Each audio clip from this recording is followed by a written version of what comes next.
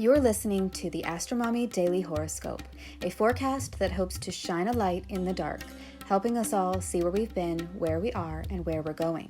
Whether you're a first-time listener or a long-time subscriber, thanks for being here.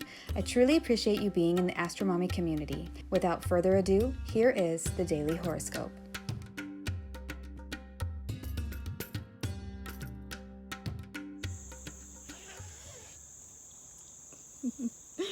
Good morning, everyone. Okay, so today I'm doing something different because why not? No, I'm just kidding. Because I am running behind schedule. Are you guys having one of those mornings where I want to try to get me right in the middle here? Are you guys having one of those mornings where you set out to do something and then it just didn't work out? It just kind of fell apart. That has been my morning. I set out to record a video using my computer so I could show you the beautiful charts for the week and talk about the transits and everything and do that whole fun thing with the chart and the little screen and all that kind of stuff. And then I made it. It was like 40 minutes long, and I realized I forgot to report on something really big that I can't put out a horoscope for the week without reporting on it. So we are doing this again, but this time now all my kids are awake. And I'm running so far behind schedule that I just don't have time to sit down and write. And I got lost in astrological rabbit holes this morning that I just couldn't stop myself from exploring and diving deeper into. And then by the time I was ready to write, I was like, oh, I'll just make a video and it'll be fine and it'll be fun and I can do it. And even though it was a new sort of technology that I haven't fully practiced using. I don't exactly know how to edit the videos very well from there. I had this really great idealistic idea about what was going to happen, and I had a lot of over-optimism.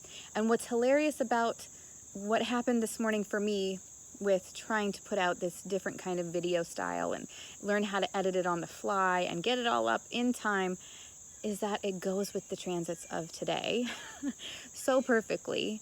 And so, you know, the mundane things that happen in our lives, they show up, these archetypal symbolisms, they show up in our life, in these mundane things that we do. And it is so amazing and fascinating to me. So anyway, so that's showing up in the transits. But what I wanted to go over in the video, so I'm going to try to put this all into a more succinct flow for you guys. We're going to go through a weekly overview, a couple of the main transits that are coming up this week, actually over the next 10 days or so, because we have a couple of things that I think that are building, and I think it's really good to take a look at this whole arch over the next 10 days. So it's a little bit more than a week that we're going to be talking about today, but not every single day. And then we'll dive into what's going on today in the transits and tomorrow, and then I'll get back on my regular schedule of writing my post for Wednesday and Thursday. All right, so I have my notes here. I have my coffee. We're outside in the beautiful yard, and there will be cars that go by, and they are very loud, so I'll try to pause when they go by so that you can hear me talk. Okay, so this week, let me get to my notes about the week. All right, so this week, starting with today, the main transits that I wanted to talk about, we have 5 transits. We're going to start the week out. Today we start with Today we start with the sun in a quincunx to Chiron. That's the first aspect that perfects on the 11th, September 11th, today, 2023. And I feel like that just sort of speaks to feeling a little bit out of sorts. We are questioning our identities and whether or not we want to actually identify with the vulnerabilities or certain storylines that we have been living in. And like Chiron, I feel like represents, Chiron and Aries right now, I feel like represents our identities and vulnerabilities that we feel within the character that we identify with in our lives. And if that's not fully syncing up with the storyline of your life that you are trying to do,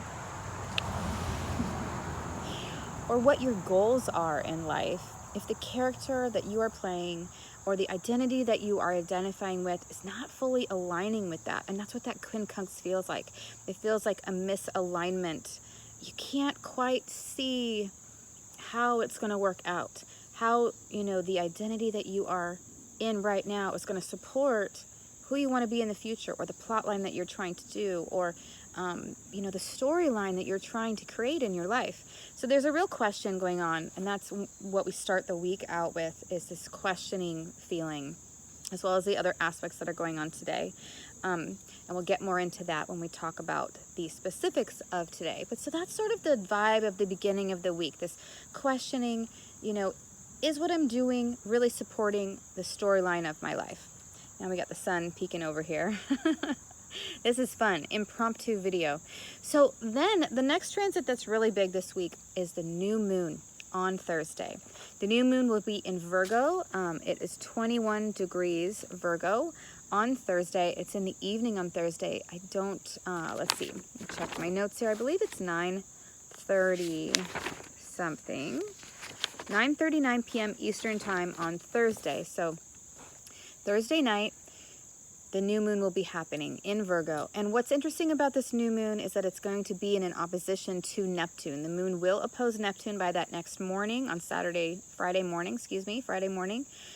So we have this real moon-sun opposite Neptune going on in the new moon. And the sun will be perfecting that opposition to Neptune by next Tuesday, the 19th. And that's sort of the bookend of this week, this weekly's forecast that I want to talk about. The sun quincunxing Chiron is the beginning bookend, and the last bookend of this 10-day period that we're going to be talking about is sun opposite Neptune.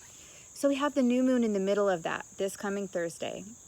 As we're leading up to this new moon, we're in the balsamic moon phase, and we are shedding, we are letting go of old things, of the storyline, or whatever new intentions we set out with the Leo moon last month. Those are coming full circle, and we are letting go of some of those expectations, deciding what worked, what didn't work, really kind of reevaluating the ending of that Venus retrograde that's been going on, and taking initiative towards, you know, steps towards getting some of those things going on that we were thinking about during the Venus retrograde.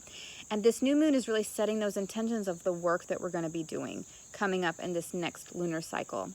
And it's opposite Neptune, so there's some sort of fog or disillusionment or some sort of secretive idea, or maybe even a dream or some sort of surreal reality, or a mystical experience, or something coming in from the divine, or spiritual idea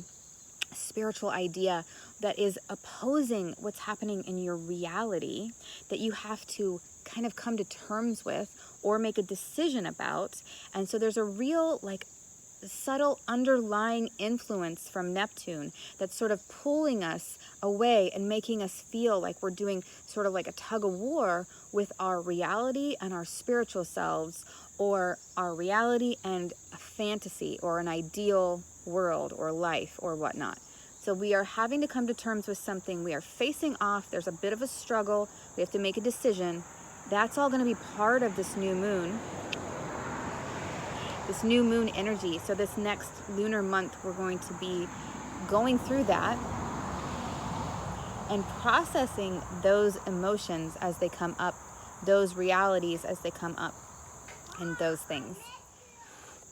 So the new moon happens on Thursday. Then come Friday morning, the moon finishes and perfects that opposition to Neptune, and then the sun is going to make a trine to Uranus in Taurus. So the sun in Virgo is going to make a trine to Uranus. Right before that happens, Mercury stations direct in Virgo. So we have a big day on Friday where there's a change. We're going to feel that momentum of Mercury stationing direct, and we're going to feel sort of the end of that retrograde and something happening where something's going to switch around. You know, either if things have been feeling really slow and you haven't been able to get things going, this transition, this Mercury stationing direct, will all of a sudden you're going to have green lights.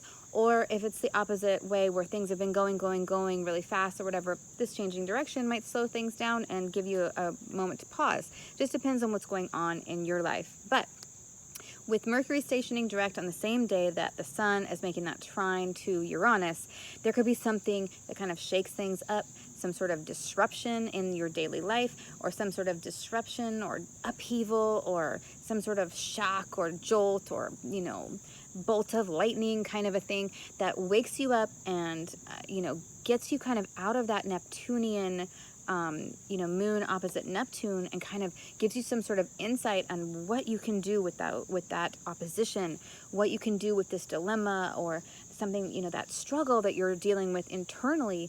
This Sun trine Uranus could give you that jolt awake where you figure out a solution, or you know exactly what you're supposed to do. And then that Mercury stationing direct is going to give you that momentum and the go ahead and that green light to go, okay, this is what I want to do. This is how I'm going to go about it.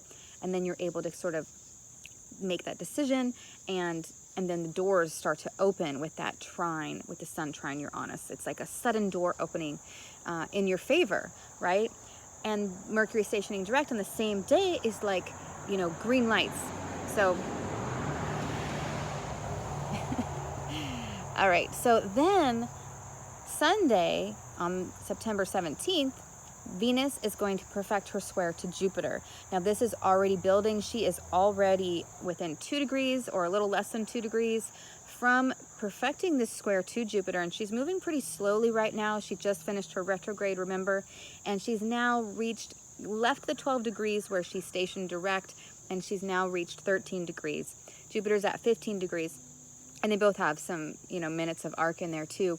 But basically they are 2 degrees or so away from perfecting that square, which will perfect on September 17th.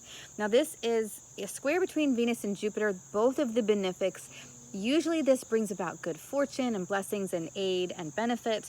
And it's an action-oriented aid or benefit. So some sort of event happens and you feel the benefit or the blessing or the aid, because there's action. Squares are the nature of Mars, which represents action and drive and desire.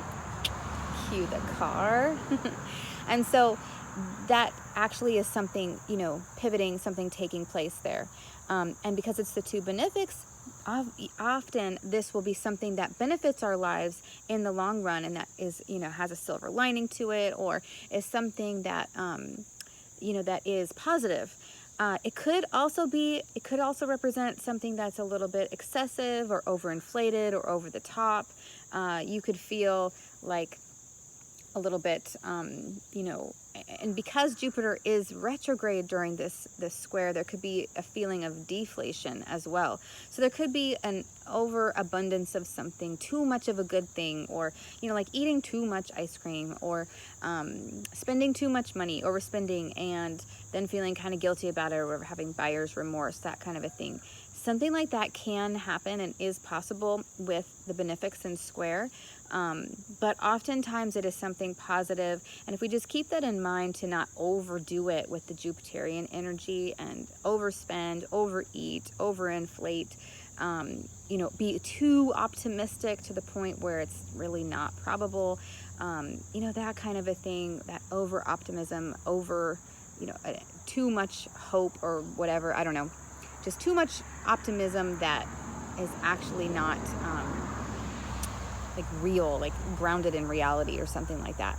So we do have to have that caution, but it is a good aspect, and I do feel like it's going to be positive, especially following the Sun trine Uranus. It's like something, and Mercury stationing direct on Friday, right after that new moon. It's like we get the go-ahead to do something. Some door randomly opens, and we're actually able to drive through it. We're actually able to go through it, and then we have this, you know, Venus and Jupiter in square. We've done some internal work, and some blessing comes from it, something, you know, positive and beautiful. So I feel like this is good. And then Tuesday, the Sun is going to perfect that opposition to Neptune. And so this is where I feel like we kind of, oh my goodness. Okay. So I'm out here, I'm dealing with the cars, I'm dealing with children, and then my husband starts taking something apart with a drill. This is, okay, when we get to today, this is gonna make a lot of sense, and it's gonna make you laugh. Anyway, so then we have, on the 19th, the Sun is making that opposition to Neptune, and so it's like the Sun is cutting through the fog, and we really see that, that solution that we came up with, you know, we figured it out and now we have to actually take action on it with that opposition. So I feel like these next 10 days are a really nice arc from feeling kind of confused, like doubtful, like what are we going to do? We, you know, have that new moon. We let some things go. We start our new seed of intention with the new moon. There's some sort of epiphany and new feeling of green lights coming in on Friday. We have the square between Venus and Jupiter, which is really positive over the weekend. And then boom, Sun opposes Neptune and we cut through the fog. And we are able to take action and really make a decision that changes things out of this nebulous state where we don't know what to do or what not. We get clarity. So I feel like that is sort of the overarching theme of the next 10 days or so. Cutting through the fog, becoming clear, and being able to take action and move forward. So that is the overview for the week. Now, really quickly, I just want to go over Monday and Tuesday, and then I will get back to doing my regular writing for Wednesday and Thursday's forecast. So today, Monday, September 11th, 2023, we started out the day with the moon in a sextile to Mars. Then the moon made a sesquiquadrate to Neptune. So I feel like we had an opportunity to take action on something. Then we had some sort of over-idealized idea about how that would go, and we hit roadblocks, delays, and setbacks. Hello, I wanted to make a video. I was like, yeah, this is gonna totally work out, and then it just totally fell apart. Then this afternoon coming up, we have the moon in Leo is going to conjoin Venus in Leo. And I feel like this is really beautiful. Cue the car. I feel like the moon conjoining Venus today is really beautiful. And this afternoon, we could feel like the things we've been working on during the Venus retrograde that we've been thinking a lot about, we can actually start to take action on them this afternoon. And that's really exciting. I know for me, one of the things that has come up during the Venus retrograde is wanting to redo my wardrobe and also organize my jewelry. And I've had this jewelry cabinet sitting in storage for a while that I've been wanting to put up on the wall. My husband finally put it up on the wall for me yesterday, and today I get to fill it. So that is such a moon Venus in Leo conjunction where you get to do something with your beautiful jewelry. Venus, hello, in Leo. It's like my jewels and adornment. I get to put in an organized space, which is so perfect during like the Mercury retrograde as well in Virgo. So I just feel like that really fits the, you know, the transits really, really well and the archetypes. So the moon and Venus are going to conjoin this afternoon, 3:31 p.m. Eastern time. Then tonight, at 6:40 p.m. Eastern time, the sun's going to perfect the quincunx to Chiron. We might be feeling that already about like, you know, the identity of my life, you know, the character that I'm playing in my life. Does it actually support the long-term goals, you know, the plot line, the storyline of my life? Do they sync up? Those are the questions that are going to be coming up today. And then at 7:54 p.m., the moon perfects a square to Jupiter in Taurus. So I feel like with the upcoming square of Venus and Jupiter in Taurus and Leo that's coming up this coming weekend, this is the moon meeting up with Venus, getting some insights from her, and then bringing those to Jupiter, like, hey, this is what Venus said she wants to do, so let's make this happen. And then Jupiter and the moon are going to be making things happen. And so I feel like we could get a little tidbit, like a little sneak peek about what this Venus and Jupiter square will be bringing into our lives. We could get a little sneak peek tonight when the moon is basically translating light from Venus over to Jupiter and making the connection between the two. That could be really enlightening us, illuminating things for us. And we could have some insights about that. So I feel really excited about that.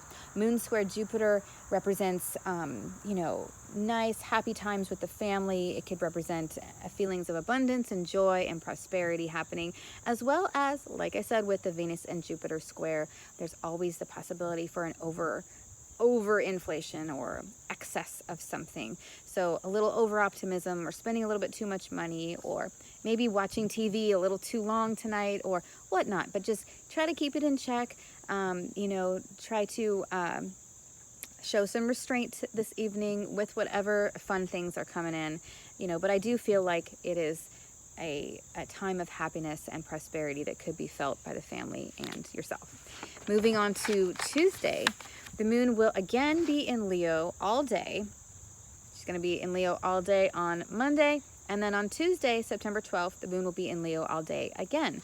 Now, what's really interesting and fun in my mind is that the moon is going to be forming a yod with Neptune and Pluto by the end of Tuesday. So Neptune and Pluto have been in a sextile. They're still within a 3-degree range of engagement with each other, and they've been traveling in this sextile for quite some time. And these are outer planets that move very slowly, and so everybody is sort of feeling this underlying energy of Plutonian energy with the Neptunian energy trying to work together. And I really feel like this is fears and our survival instincts that are meeting up with our idealized life or dreams for our life, possibly spiritual connections or divine insights. These are trying to work together, and we're trying to feel divinely guided as we go through this change. Now, I feel like the collective has been going through sort of a metamorphosis, a lot like a caterpillar turning into a butterfly, myself included. We're all part of this change that's happening right now. We have already entered into the chrysalis, using the same analogy. We're already in the chrysalis. We've been, reduced down to goo. Like when the caterpillar goes in there, he turns into goo, and then he reforms himself and restructures into the butterfly. Like it's not like you see the caterpillar turning into the butterfly, like it goes to goo. We've already gone to goo. We are already starting to see the butterfly start to emerge. We're already restructuring ourselves. And so I feel like we are now in this place with these continual yods that keep happening with the moon. Every time the moon hits this degree in Leo, while these two planets are within this sextile range, there's this yod that forms. And because of that, I feel like we're already starting to see the restructuring happening, but we're not yet emerging as butterflies. So we haven't fully gone through this transformation yet, but we are still there. There is no turning back. We've already been reduced to goo. We're starting to form structures now. There's no turning back. We cannot go back to being a caterpillar, but we are not quite to a butterfly yet. So there's fear. There's fear of what are we going to survive through this change? Are we going to survive through this metamorphosis? Do I have it in me to finish this transformation and have the courage to show up for myself and do this? So that I feel like is this yod that's coming through on Tuesday evening. We start off the day on Tuesday with the moon making a trine to Chiron. So whatever work we did on Monday, thinking about our identities, the character that we are playing in our life, and does it support the plot line, we're going to feel a lot better about that come Tuesday. Then the moon makes a square to Uranus and Taurus at 11:05 a.m. Eastern time on Tuesday. And this represents like a little bit of a shock or a little bit of a, aha, that's what I'm going to do today. And this could be like a mundane shock where we're, like a mundane, like a deciding to do something different for the day than we normally do, going against the grain of our routine, or just having some spontaneity within the day. Could represent that, like just a spontaneous action or something spontaneously happening. Or it could also represent something, sort of disrupting your normal routine, but because it's Uranus and Uranus is co-present with Jupiter, they're both in Taurus, I feel like this is going to be a positive disruption, like something that will positively impact your life for the day. So that's going to happen and kind of shake things up on Tuesday. Then in the afternoon at 3:52 p.m.-ish, the moon's going to make a sextile and a trine to the north and south node. And I feel like we're going to feel that we are on the right path. We are, on the path at the right time, in the right place. We're going to feel in more alignment with what's going on, and things are going to run a little bit smoother on Tuesday afternoon. After that little hiccup, disruption, or shock, or just change in our routine for the day that happens earlier with Uranus. Then right after that trine and sextile to the nodes, the moon will make a semi-square to Mars. And I feel like this represents sort of like we want to do something, but then we stop. Like it's sort of like, ooh, maybe I could go do this, or maybe I'm going to eat this for dinner, and then you change your mind. Like there's a little bit of a start and stop with the semi-square where it's like, we want to do something, but then we get delayed, or we want something to happen and then we get delayed. And the key with Mars is to not let it frustrate you into anger, not let it, get under your skin, where you start to be impatient and have frustrations and just sort of feel, defeated and like pissed off at the end of the day. So there's a little bit of, okay, just kind of roll with it. There's a little bit of irritating, some sort of frustration or irritation that happens in the afternoon. But it's minor and, just go through it with grace, right? Then we have that yod that's forming between 6:06 p.m. is when the moon perfects that quincunx to Neptune, and then by 9:23 p.m. Eastern time, the moon's going to quincunx and perfect that quincunx to Pluto. So that yod energy, that real metamorphosis energy that could bring up questions of survival, could bring up deep philosophical ideas or philosophical thoughts, or it could bring up deep feelings that emerge and come to the surface that we have to kind of look at, even though they're uncomfortable. Those things could come up on Tuesday night. And I actually feel like it's really powerful and powerfully aligned with the balsamic moon phase, which is also, the moon will be within that balsamic moon phase range on Tuesday morning, I believe, starting around Tuesday morning, maybe 11 o'clock-ish. I don't have my solar flyer to do the to figure that out to the exact hour. But Tuesday morning, the moon's going to enter that 30 degrees away from where she will be when she conjoins the sun for the new moon on Thursday night. So that 30 degrees where she is really losing all of her light and going dark, those are the most potent of that time period. They're called the devil days, right? This is when the moon is going dark and we're really going internal with this. And we're going to be really thinking about, the last lunar month, reflecting on it, letting things go, saying goodbye to whatever intentions we set with the new moon in Leo that we are not going to carry on through the next lunar cycle. And so there's always kind of a melancholic feeling where we're letting things go, we're shedding our skin, and it is a raw time. I have found that the balsamic moon phase does feel very raw and vulnerable. So definitely some touchy feelings going on Tuesday night. Well, that is what I have for you this week. A little weekly overview, and Monday and Tuesday more in depth. I hope you liked this video. I know it's different. I know that sometimes I throw these different things out there, and you know what? That's just me. That's who I am. I hope you enjoy it. I hope you have a wonderful Monday and Tuesday, and I'll get back to you guys on Wednesday. Until Wednesday, AstroMommy. If you seek knowledge and enlightenment, the AstroMommy newsletter may be right for you.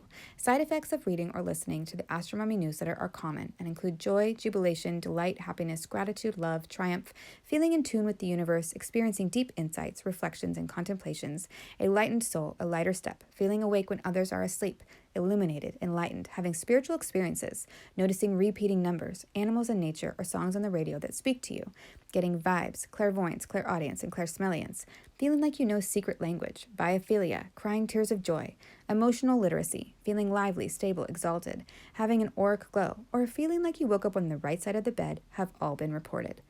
If you purchase anything through the affiliate links that I provide in the newsletters, I will make a very small commission. Thanks for listening.